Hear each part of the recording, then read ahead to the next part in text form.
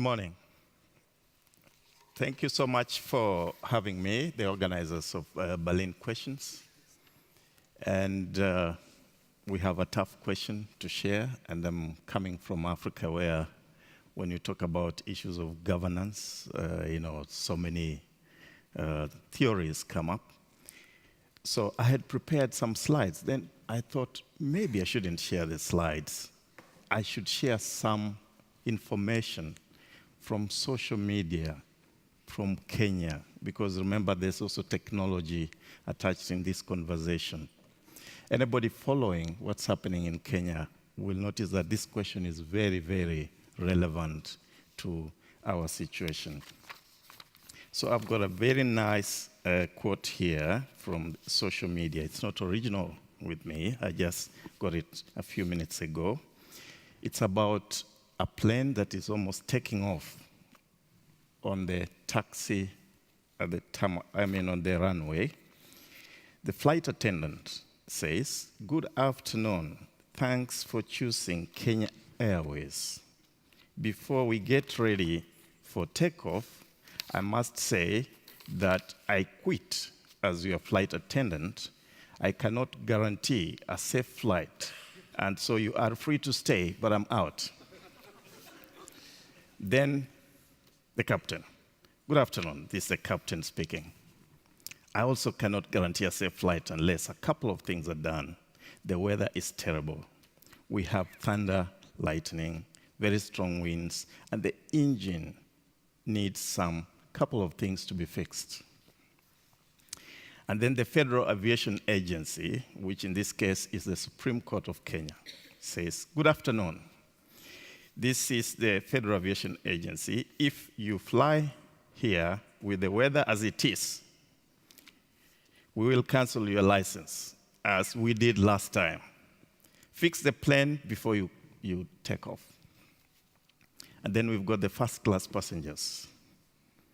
These are the political elite, the donor agencies, the people with both domestic and international interests. This is what they tell the captain. "Let's take off. We need to move on with our lives. Let's fly and get this done with. We'll deal with the consequences later." And then there are these, what you'll call the ethnic chauvinists. In this case, the social media refers to them as the prayer warriors because they believe in religion, the Bible, so they say, "Let us just fly with a faulty engine. We are on our knees praying for this plane, and God loves this airline." And then the economy class passengers say, "Technology has liberated us. We shall not let the plane take off." So if we put this in the context of the question, and we look at the many challenges that we face in Africa, I'll easily say that we have the challenge of the first-class passengers. Those who simply say, "Let's take off. We'll deal with the consequences later." So the story of Kenya is symptomatic of the other countries within Africa when it comes to issues of governance. So now, if we're looking at the fast pace of socio-economic and technological developments, how can we recommend the best, maybe, governance approach? Using, again, the Kenyan example, I undertook to advise some 50 aspiring political leaders before they were nominated to run for political office. We had a small room, and I asked them a question. "Why do you want to be a leader?" I was expecting some energetic, because I want to build a road or something. But interestingly, all of them had a similar answer. "I want to be a leader because the people have asked me to." So how do we govern in this fast-paced world where somebody puts themselves in front of others to say that they want to be leaders, when in essence they actually have no idea why they want to be leaders. So we have a big challenge in Africa, and I think the airline example illustrates perfectly well what is facing us. In terms of the vision that I foresee as the best way to develop a formula, probably, I'm interested in seeing a possibility for Africa where we have persons that do not have flesh and blood, because we've trusted too much human persons. What do I mean by this? We've just been listening to an innovator who is putting up something that has no flesh and blood. Even if you were to expire today, somebody will pick up that idea and keep moving on and perfect it as time goes by. So I think in Africa, we've invested so heavily in trusting the individual person to be the best way out of our challenges, some kind of prophet or some kind of Superman. But I think we need to start building what I refer to as galvanizers of talent. What galvanizes talent? It's business. When you form a company, you bring together talented people to help you run that company. When you form an organization, let's say an NGO, you bring together talented people to help run that NGO. So we have a deficit of these kinds of non-human persons that need to start playing an active role in how African governance issues run. And the more we have of these galvanizers of talent to address the challenges that face Africa, the more we are going to figure out how to govern. If I give an example, when you're driving on the Berlin streets, I think they keep to the right, right? You keep right? Sometimes. When you come to Kenya, we keep left. But you'll notice that that rule of keep left, keep right is coming out of some action of something that is already in motion, and therefore you have to create a system that will ensure smooth interoperation of the movements of the vehicles. Now, for Africa, because we focus so much on the individual, and we are 1.2 billion of us, there are so many streets that it's difficult to determine whether we can keep right or float in the air or burrow through the ground.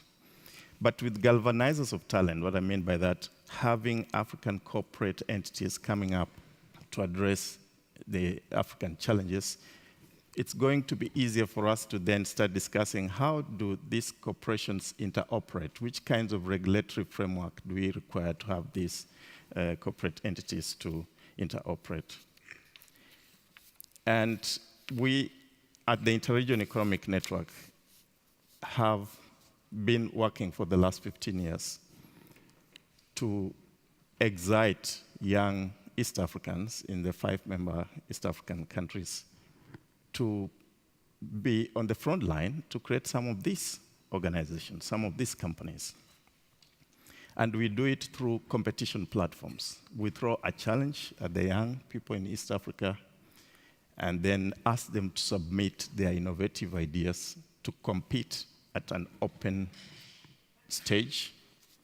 And we get the best ideas then to be taken to a formal trade fair situation where we invite established companies, invite partners, organizations, venture capital companies to look at some of the best of the ideas that they can be able to invest in.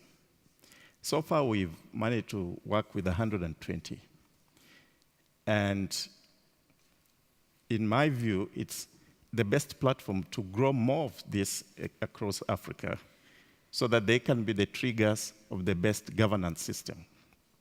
What do I mean by that?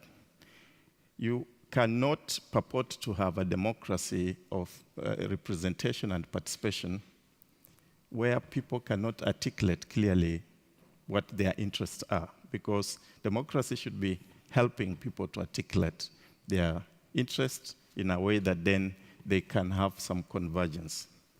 In the absence of these galvanizers of talent, it becomes easier for a political leader to hide behind ethnicity as a vehicle to galvanize or mobilize voters. And for us at IREN, our vision is that the more we can grow these kinds of enterprises, the more we are going to have interest-led political competition, as opposed to having politicians who are in the first class, working together with donors to meet donor interest and totally ignore what the other members of the community or of the country are looking for. We have good news already in Africa, despite the challenges of governance. When you talk about technology, Kenya is on the map of championing the use of mobile phone technology to bring more Kenyans into the banking services.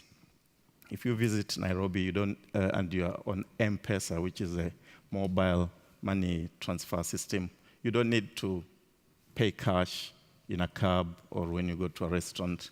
You simply have money on your M-Pesa account and you're able to pay using that technology.